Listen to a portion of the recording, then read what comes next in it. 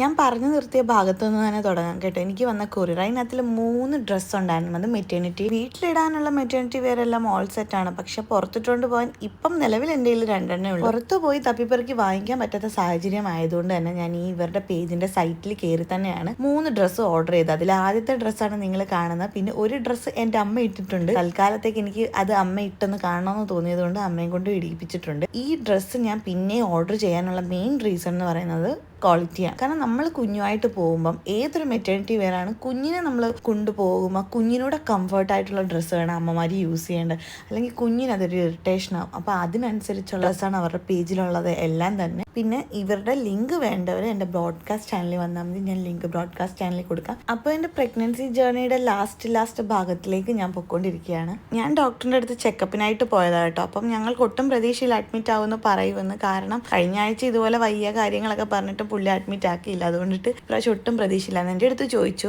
എങ്ങനെയാ അപ്പം അഡ്മിറ്റ് ആകേണ്ടതെന്ന്. അപ്പോൾ എനിക്ക് ഭയങ്കര സന്തോഷമായി. അങ്ങനെ ഞങ്ങൾ ഡോക്ടറിനെ കണ്ടിട്ട് നേരെ വീട്ടിൽ വന്നിട്ട് ഹോസ്പിറ്റലിൽ പോയി അഡ്മിറ്റ് ആകുമായിരുന്നു. ഞാൻ ഹോസ്പിറ്റലിൽ ചെന്ന് കഴിഞ്ഞിട്ടാണ് എൻ്റെ ഹസ്ബൻഡ് അറിയുന്നത് ഞാൻ അഡ്മിറ്റ് ആയെന്ന്. അതിൻ്റെ ആ ഒരു ഹാപ്പിനെസ് ഷെയർ ചെയ്യുകയാണ്. എന്നെ കൊണ്ടുപോകുന്നതൊക്കെ ഇങ്ങനെ ലൈവായിട്ട് കണ്ടുകൊണ്ടിരിക്കുകയാണ്. ചെറിയൊരു വിഷമമുണ്ട് പുള്ളി നാട്ടിലില്ലാത്തതിൻ്റെ. എന്നാലും അങ്ങ് സഹിക്കാം. എൻ്റെ കൊച്ചിനെ കാണാൻ പറ്റുന്നതിൻ്റെ ഒരു സന്തോഷം, പിന്നെ എന്തുവാ ഏതാണെന്നൊന്നും അറിയത്തില്ലല്ലോ, അതിൻ്റെ എക്സൈറ്റ്മെൻ്റ് ആണിത്.